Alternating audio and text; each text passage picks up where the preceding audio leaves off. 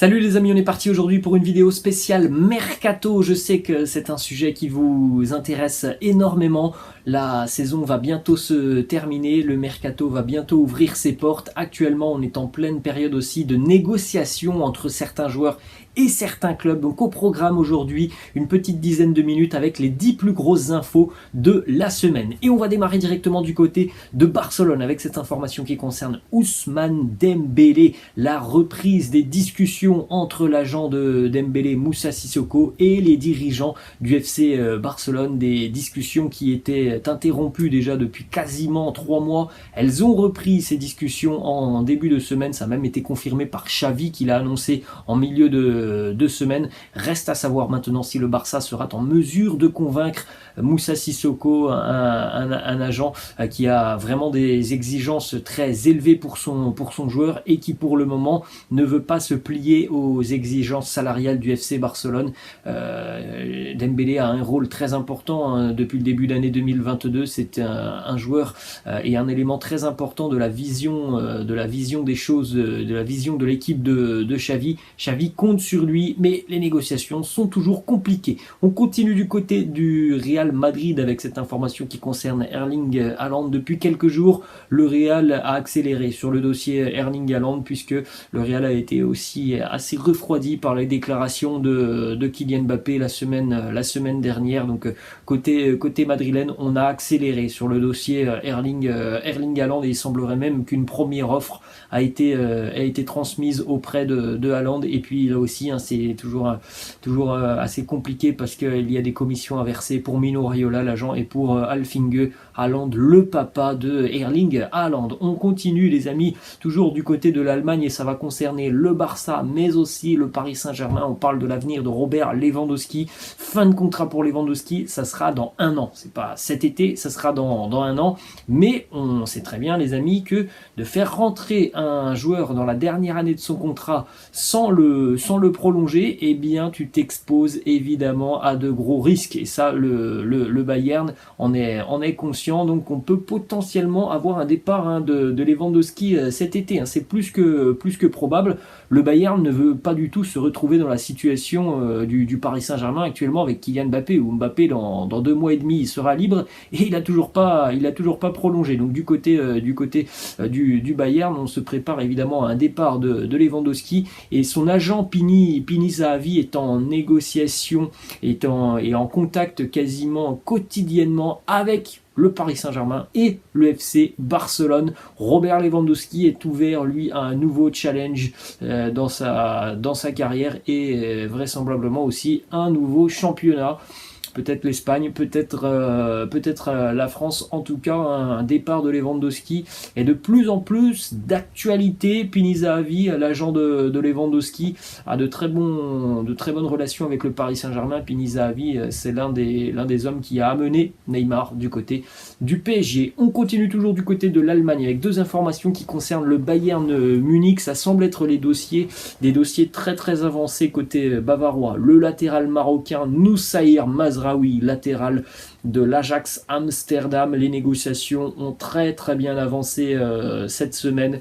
Il semblerait que le Bayern ait déjà proposé un contrat de 4 ans à Mazraoui avec même 1 année en option. Il y a un véritable rôle à jouer pour Mazraoui du côté du Bayern avec une alternance, pourquoi pas, avec Benjamin Pavard. Et le Bayern ne s'est pas arrêté à Mazraoui puisque les Bavarois sont aussi sur le point de trouver un accord avec Ryan Gravenberch, le milieu de terrain, le grand milieu de terrain de l'Ajax Amsterdam, qui a un volume assez impressionnant au milieu de terrain.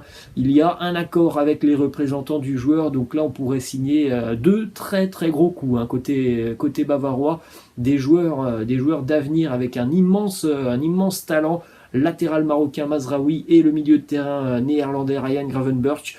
C'est vraiment un gros coup réalisé par le Bayern, hein, si ça se confirme, mais toutes les informations concordent, hein, pour dire que le Bayern est sur le point d'engager les deux joueurs l'été prochain. On poursuit les amis du côté de l'Angleterre avec une info chez les Reds de Liverpool, une arrivée quasiment officielle pour l'été prochain. La jeune pépite portugaise Fabio Carvalho qui a déjà rencontré Jürgen Klopp, qui a même déjà visité les installations de Liverpool. Il va s'engager avec les Reds de Liverpool. Fabio Carvalho évolue à Fulham en Championship anglaise. Fulham qui va retrouver la Première Ligue. Il a 19 ans, c'est sa deuxième saison déjà en deuxième division anglaise. Cette saison, c'est 7 buts et 7 passes D pour un milieu de terrain offensif avec un pied droit soyeux, une qualité technique au-dessus de la moyenne, une vision du jeu exceptionnelle et une très très bonne qualité de passe. Liverpool a jeté son dévolu sur ce jeune joueur. On continue du côté de Barcelone. Une information qui concerne Ronald Araújo. Là, c'est pas une information transfert, mais c'est bel et bien une information en ce qui concerne l'avenir de Araújo du côté de Barcelone. Et la prolongation de contrat est ficelée. On attend l'officialisation maintenant. Tout le monde est unanime. Ronald Araújo l'a même annoncé lui-même. C'est bouclé. L'officialisation ne va pas tarder du côté de Barcelone. C'est une très bonne nouvelle pour les Blaugrana, hein, qui étaient assez inquiets par rapport à Ronald Araújo, un défenseur qui vraiment a pris pas mal d'épaisseur et d'expérience depuis quelques mois maintenant du côté de Barcelone. Une prolongation bouclée vraisemblablement jusqu'en 2026-2027 pour Araújo du côté de Barcelone. C'est l'un des véritables piliers de cette défense. Et puis on prépare aussi tout bonnement l'après Gérard Piqué. Ça sera vraisemblablement l'un des patrons de la défense barcelonaise sur les prochaines années. On enchaîne du côté du Real Madrid, une information qui concerne Marco Asensio.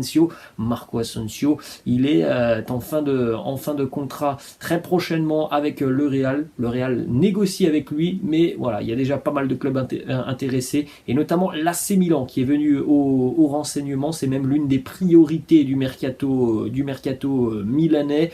Du côté du Real Madrid, on estime le prix de Marco Asensio à 25 millions d'euros. Il y a des négociations déjà depuis quelques temps entre l'AC Milan et Asensio, qui pourrait avoir véritablement une place de titulaire du côté de Milan. C'est pas forcément le cas avec le Real Madrid. On poursuit les amis du côté du Paris Saint-Germain, et ça concerne un ex-joueur du PSG, un ancien Titi parisien, Christopher Nkunku du côté du RB Leipzig. Une saison exceptionnelle pour Christopher Nkunku, une saison qui lui a même permis de découvrir l'équipe de France.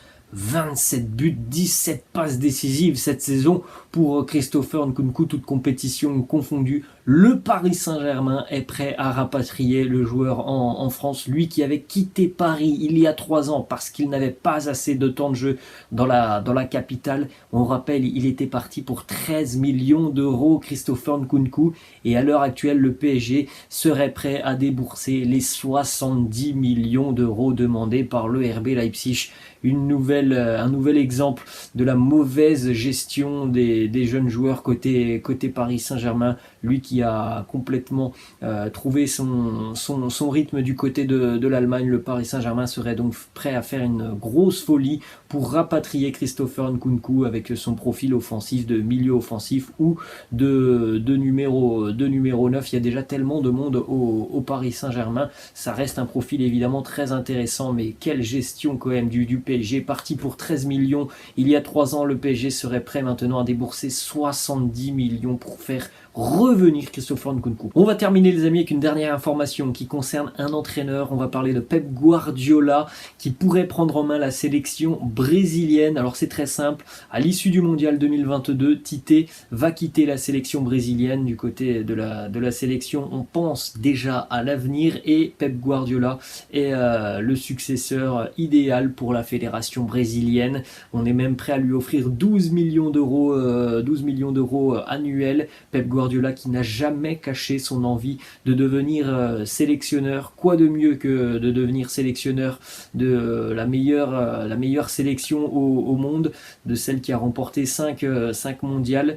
Eh bien, c'est une proposition alléchante, en tout cas pour Pep Guardiola, qui sera en fin de contrat avec Manchester City en 2023. Après une longue période du côté de City, ça pourrait être un challenge qui peut potentiellement intéresser Pep Guardiola. Donc on restera très attentif à l'avancée de ce dossier entre la fédération brésilienne et Pep Guardiola. Voilà les amis, la fin de cette vidéo. J'espère que ça vous a plu. N'hésitez pas comme d'habitude à lâcher un petit pouce bleu. N'hésitez pas non plus à vous abonner à la chaîne. Je vous laisse et je vous dis à la prochaine. Ciao.